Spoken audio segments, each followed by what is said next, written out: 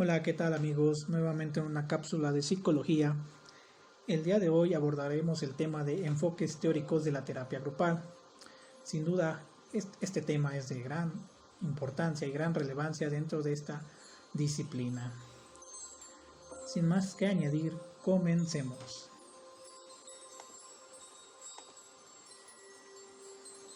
Primeramente tenemos la terapia grupal adleriana.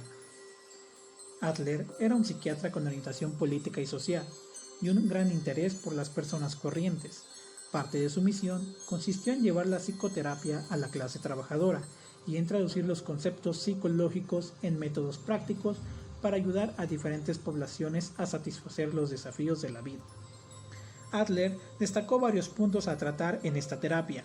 Primeramente estaba el enfoque socioteleológico, que implicaba que las personas estuviesen motivadas por fuerzas sociales. También implicó el holismo, que a decir de él, refiere a la unidad de la personalidad, lo que se produce cuando el individuo ha seleccionado una meta. Después, la teleológica, que según Adler, todas las formas de vida se caracterizan por la tendencia en favor de las explicaciones teleológicas. Estos buscan una continuidad o un patrón, en la cual la vida del cliente, pero siempre enfatizando la naturaleza de la conducta dirigida a metas. Está también la de sentimiento social, que en esta, Adler asemeja el sentimiento social a un sentido de identificación y empatía con otros. Al marcar estos puntos, Adler contribuyó a esta teoría algunos otros trastornos a tratar, como trastornos de conducta, y también puso como las fases del grupo adleriano, en la cual la fase 1 consistía en establecer y mantener la relación, ya que esto daba pie a la fase 2, que en esta se analizaba y se evaluaba la exploración de las dinámicas del individuo. Dicho esto, posterior a ello, estaba la fase 3 de insight, en donde la perspectiva adleriana defiende que el insight es solo un paso al cambio y no un requisito previo para lograrlo. Este no es un fin en sí mismo, sino un medio para lograrlo. Las personas pueden efectuar cambios abruptos y significativos sin insight. Por último, está la fase 4, en la cual está la reorganización, que aquí conlleva la consideración de actitudes, creencias, metas y conductas alternativas. La reorganización es la fase de acción de un grupo, durante la cual se adoptan nuevas decisiones y se modifican las metas. Para último, está la evaluación del enfoque adleriano en grupos, en la cual se contribuía en puntos y fuertes del enfoque tratado. En el interés en los periodos evolutivos críticos, el interés de los recuerdos, hacían una naturaleza integradora. De ahí concebía las limitaciones del enfoque. Este enfoque comparte algunas limitaciones básicas con el enfoque psicoanalítico, por lo que los miembros en muchos grupos estructurados o de tiempo limitado pueden ser incapaces de apreciar el valor del análisis basado en una evaluación comprensiva de sus dinámicas infantiles. A la aplicación del enfoque adleriano o poblaciones multiculturales existen varias consecuencias. Por ejemplo, que este enfoque subraya la relación social y el establecimiento de relaciones significativas en la comunidad. Asimismo, los terapeutas adlerianos no deciden qué aspectos deben modificar o cuáles son las metas de sus clientes, trabajan cooperativamente para definirlos. Esto conlleva a una conclusión de que la premisa básica de los adlerianos es que si pueden cambiar el pensamiento del cliente, también pueden modificar sus sentimientos y conducta.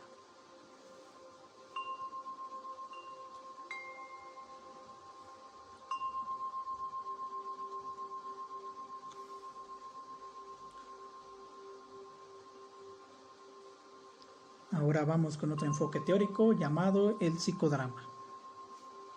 El psicodrama, creado y desarrollado por Jacob Moreno. El psicodrama tiene sus orígenes en el teatro de espontaneidad que Moreno inició en Viena en 1921. Este teatro de espontaneidad le condujo a elaborar un conjunto de métodos y técnicas terapéuticas especializados posteriormente que incorporó él a la técnica. El cliente representa o dramatiza las situaciones vitales y roles pasados, presentes o futuros con el fin de lograr una comprensión más profunda. Los orígenes en el teatro de la espontaneidad interpretaban de forma espontánea, como su nombre lo dice, valga la redundancia, sucesos aparecidos en los diarios y temas sugeridos por la audiencia. El psicodrama está diseñado para facilitar a través del roleplay la expresión espontánea y dramática de sentimientos. El psicodrama es una teoría, mente y actitud más apropiado para los grupos. Sin embargo, su metodología también puede adaptarse al trabajo con familias, parejas e incluso con clientes en psicoterapia individual. A base de ello, Jacob creó 4 puntos para realizar esta terapia. En primer lugar, tenemos la perspectiva de Moreno sobre su enfoque, que él buscaba referirse al presente. Al revivir o reexperimentar una escena del pasado, los participantes tienen la oportunidad de examinar el modo en que les afectó para que también tenga una repercusión en su presente. También estimuló la creatividad, como la exploración de las emociones no expresadas. Moreno percibía a Dios, la fuerza divina, en continua actividad. Esta metáfora guió la vida de Moreno y su perspectiva de una existencia actualizada con un sentido de iniciativa, experimentación y creación. También incluyó la espontaneidad, que en esta era el catarsis o el insight. Decía que la espontaneidad es la respuesta adecuada a una nueva situación o una respuesta nueva a una situación vieja. Y por último tenemos el encuentro y tele, que en ello era la prueba de realidad. El encuentro se produce siempre en el contexto del presente, independientemente de que la representación se refiera a un acontecimiento pasado o futuro. Creó diversas técnicas en las cuales los directivos pueden inventar sus propias técnicas o modificar los habituales, siempre y cuando sean benéficos para el grupo. También mencionaba que se tenía que dirigir directamente a las personas más implicadas. También se tenía que animar a los participantes a formular afirmaciones en primera persona, mediante el uso de frases que se inicien con el yo. También se le hacía que prestara atención a los aspectos no verbales de la comunicación. A modo de conclusión, decía que el psicodrama emplea diversas técnicas específicas diseñadas para intensificar los sentimientos, para conducir a la catarsis y para favorecer la autocomprensión de los individuos.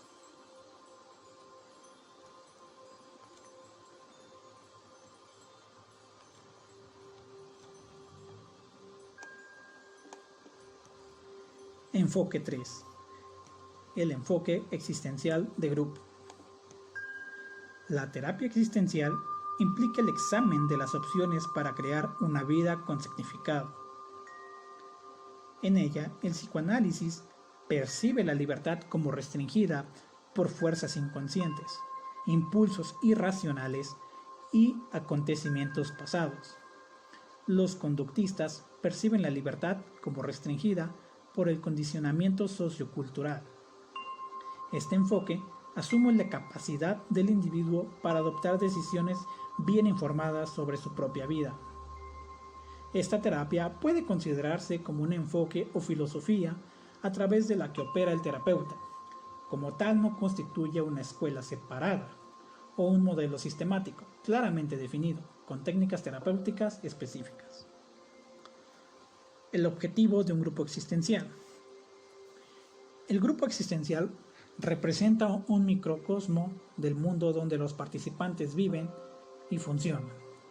Sus miembros se reúnen con el propósito de descubrirse a sí mismos, tal y como son, compartiendo sus problemas existenciales. La ansiedad es una característica básica del ser humano, así pues no es necesariamente patológica. Por el contrario, puede ser una fuerza motivacional importante en favor del crecimiento. En los grupos, los participantes tienen la oportunidad de relacionarse con otras formas significativas. Aprenden a ser ellos mismos mientras en compañía de otras personas y encontrar refuerzo y validez en las relaciones que establecen. La capacidad de la autoconciencia nos diferencia de los animales, ya que éste nos permite escoger libremente. Cuanto mayor sea nuestra conciencia, mayores son nuestras posibilidades de elegir. Por conclusión, tenemos que los terapeutas de grupo deben alertar a los miembros de sus grupos para que sean conscientes del precio que conlleva la búsqueda de una mayor autoconciencia. Cuando las personas son más conscientes, les resulta increíblemente difícil volver a casa otra vez.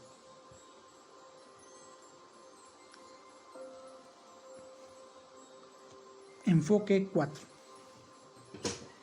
El enfoque grupal centrado en la persona.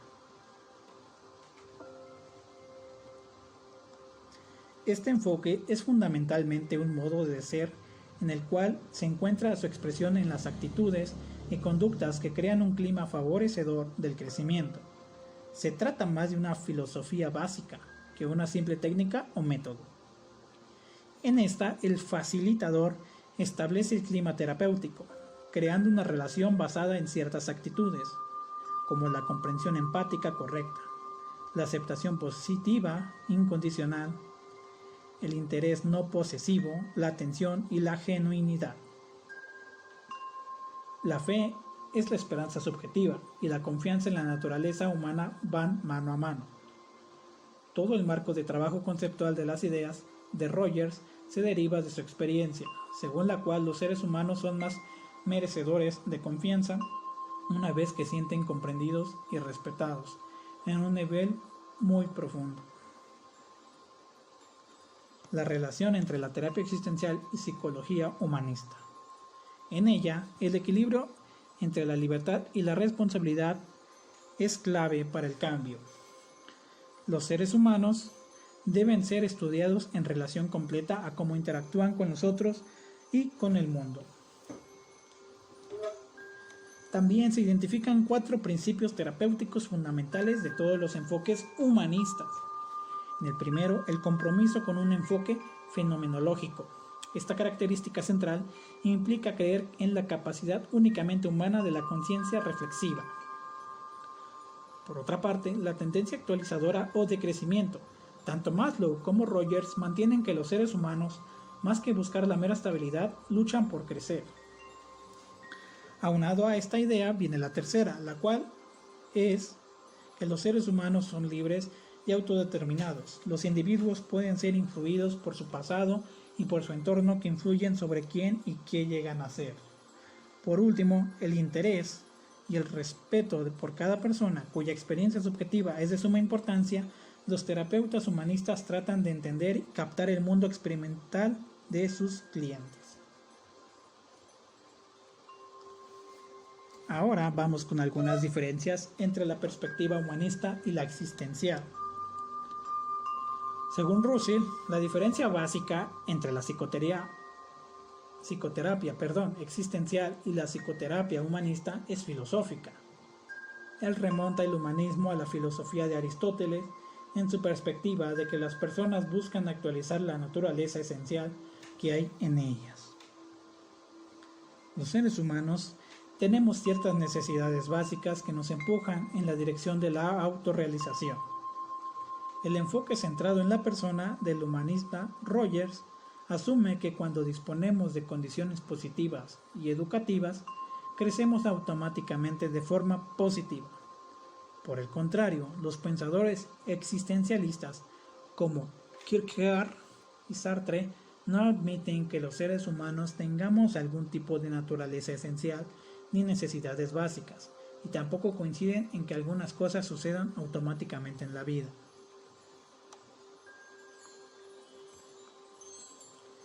A su vez, todo ello implica una conclusión de aceptación positiva. En esta, la comunicación del interés, que es sumamente incondicional y que no está contaminado por la evaluación o juicio de los sentimientos o pensamientos del cliente. La aceptación, sin embargo, no debe ser confundida con la aprobación. Los terapeutas pueden aceptar y valorar a sus clientes como personas únicas, con el derecho a su unidad, sin aprobar necesariamente alguna de sus conductas.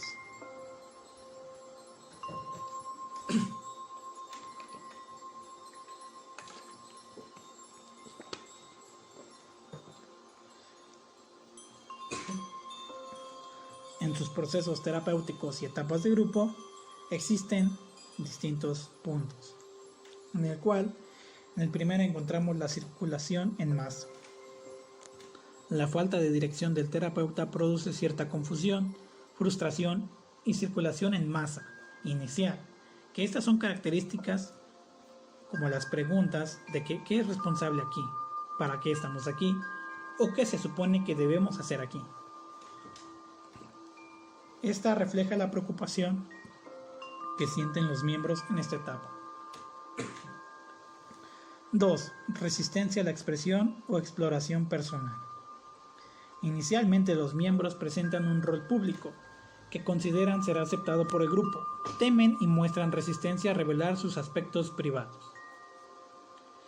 En el 3, la expresión y exploración del material personal significativo, los miembros perciben como aceptable para el grupo la expresión de los sentimientos negativos.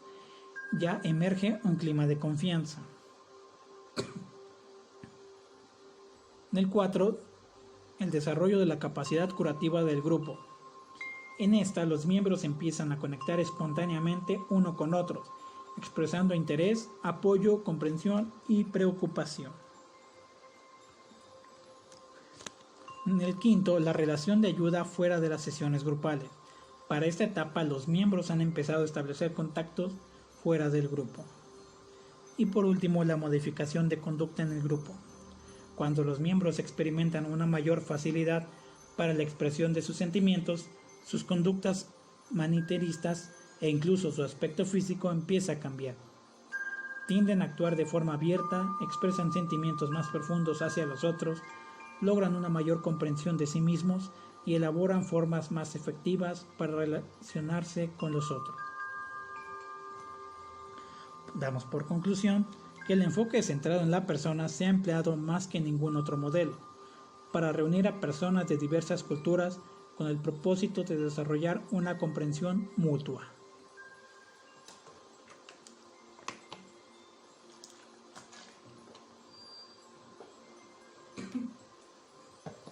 Terapia gestal.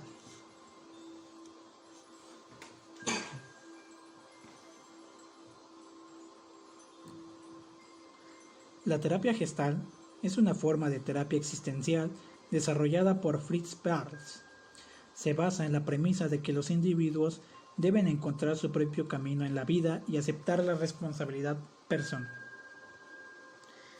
En esta se dividen ciertos puntos, en una de ellas dice que somos esencialmente responsables de nuestros propios conflictos y tenemos la capacidad para manejar nuestros problemas vitales. Aunado a ello, las técnicas orientadas a la acción destinadas a intensificar los sentimientos y experiencias de los clientes es sumamente importante.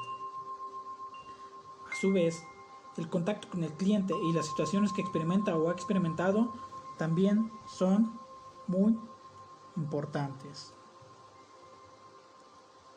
Se busca adoptar unos conceptos, los cuales son la conciencia y responsabilidad, en el cual se hace un progreso hacia la salud y la integración. En ella se adopta una decisión consciente de vivir, en la cual el contacto es normal y saludable, en el aquí y ahora, y se prevén asuntos pendientes y evitación.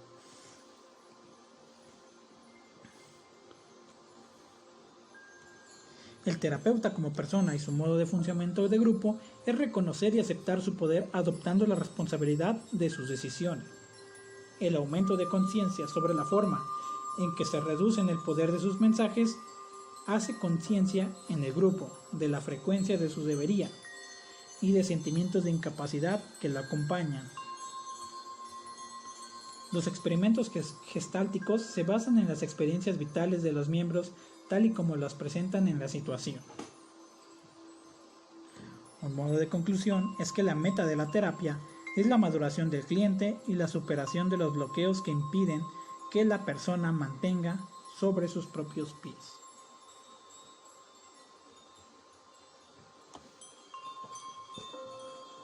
Análisis transaccional.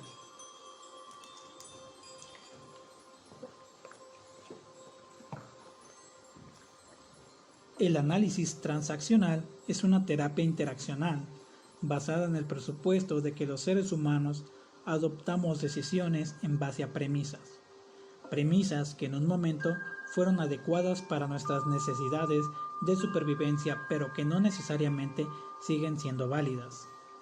Esta hace hincapié en los aspectos cognitivos, racionales y conductuales del proceso terapéutico.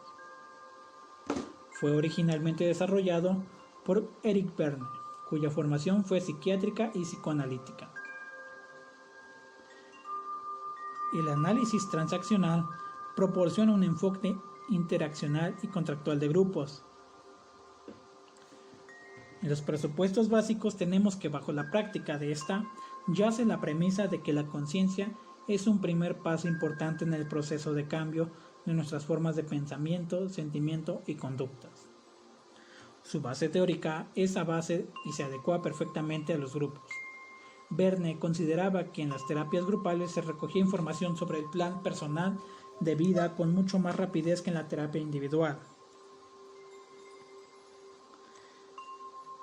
También partía sobre ciertos conceptos, en los cuales estaban los estados del ego, que en ella las personas operan en 3 estados dinámicos. Estos se consideran esenciales y característicos de la terapia. Las personas cambian continuamente de uno de estados del otro, y la conducta que muestran en un determinado momento está relacionada con el estado del ego de ese mismo momento. Hacía mucho hincapié en las necesidades de las caricias. Decía que las caricias pueden ser positivas y negativas, en las cuales las positivas expresan cercanía, afecto o aprecio verbalmente con la mirada, con una sonrisa, con un gesto o con una caricia en sí. Se perciben como necesarias para el desarrollo de personas psicológicamente sanas. Las caricias negativas, que hacen sentir a los humanos como personas sin valor, se perciben como perjudiciales para un desarrollo psicológico sano. Aunque, curiosamente, a pesar de sus efectos negativos, las caricias negativas son preferibles a la ausencia de caricias, es decir, a ser ignoradas. En los juegos, una transacción considera como la unidad básica de la comunicación, que consiste en el intercambio de caricias entre 2 o más personas. Un juego es una serie continua de transacciones que concluye con sentimientos negativos para al menos uno de los jugadores. Por su misma naturaleza, los juegos están destinados a evitar la intimidad.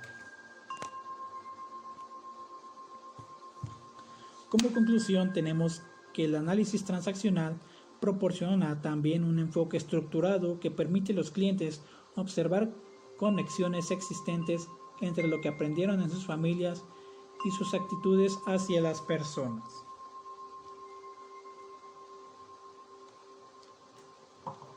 Terapia conductual de grupo.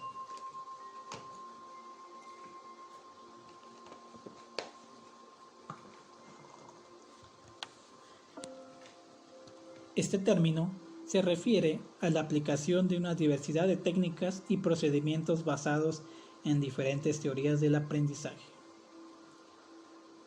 La mayoría de las conductas, las emociones y los pensamientos problemáticos se han aprendido y que pueden ser modificados mediante un nuevo aprendizaje. Otro presupuesto de la orientación conductual es que las conductas que expresan los clientes constituyen el problema, no son meros síntomas del problema. Valga la redundancia.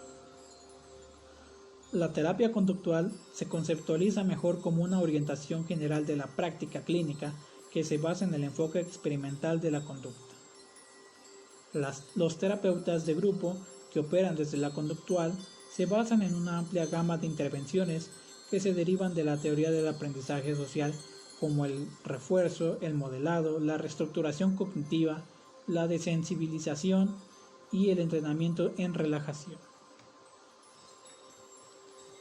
En la evaluación inicial conductual implica que es un conjunto de procedimientos usados para obtener la información que guiará la elaboración de un plan de tratamiento adaptado a cada cliente y para ayudar a medir la efectividad del tratamiento. Se describe el proceso de selección de los problemas conductuales de un cliente como el núcleo de la terapia conductual e identifican 6 fases en el desarrollo de la evaluación inicial conductual. Las metas terapéuticas operativas radica en aprender a pedir clara y directamente lo que se desea. También adquirir hábitos que conduzcan a la relajación física y psicológica. Posterior a ello, se pide desarrollar métodos específicos de autocontrol como el ejercicio regular, el control de patrones de alimentación o eliminación del estrés. Y por último, aprender a ser asertivo sin llegar a ser agresivo. Su plan de tratamiento consiste en las técnicas conductuales, que están orientadas a la acción. Por lo tanto, se espera que los miembros hagan cosas que no solo reflexionen pasivamente y dedicarse exclusivamente a comentar sus problemas. En su evaluación objetiva, es de usar ciertas técnicas que se basen en su demostrada efectividad. La terapia conductual de grupo se considera como un tipo de educación. Por lo tanto, los terapeutas ejecutan funciones docentes. Al comentar el aprendizaje social que se produce en la terapia mediante el modelado y la imitación, Bandura sugiere que la mayoría del aprendizaje que tiene lugar por efectos de la experiencia directa puede adquirirse también por la observación de la conducta ajena. Además, los terapeutas dirigen las entrevistas de ingreso con los futuros miembros. Durante las mismas se efectúan la evaluación inicial y la orientación preliminar.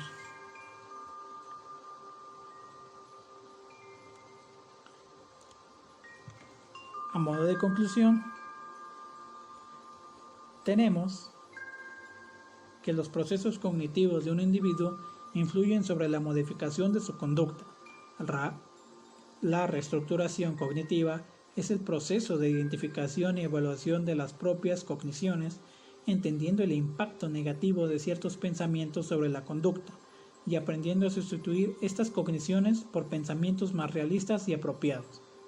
La terapia racional emotiva de la conducta y la terapia cognitiva emplean la reestructuración cognitiva como procedimiento nuclear para la modificación de las interpretaciones y de los procesos de pensamiento de un individuo que producen un efecto poderoso sobre sus sentimientos y acciones.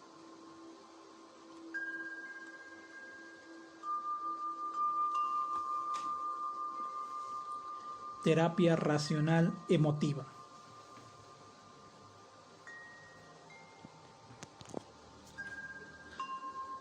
Albert Ellis, fundador de la terapia racional emotiva, a mediados de los años 50 es uno de los pioneros en valorar el papel de lo cognitivo en la conducta. Algunas hipótesis y propuestos de ello. El pensamiento, el sentimiento y la conducta interactúan continuamente entre sí e influyen unos en otros. Los trastornos emocionales están ocasionados o influidos por un complejo de factores biológicos y medioambientales.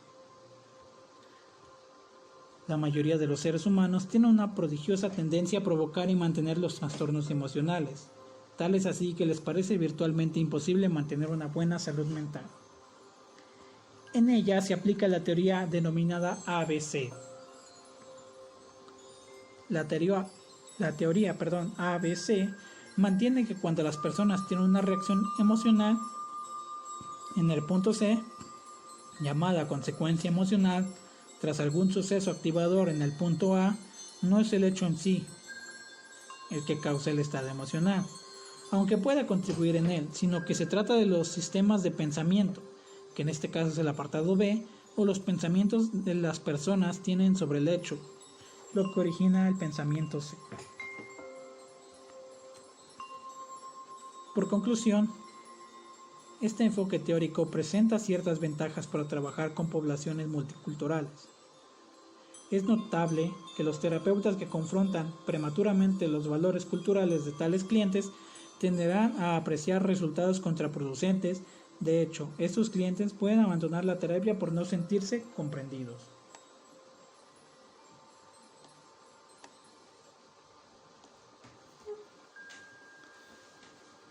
Muchas gracias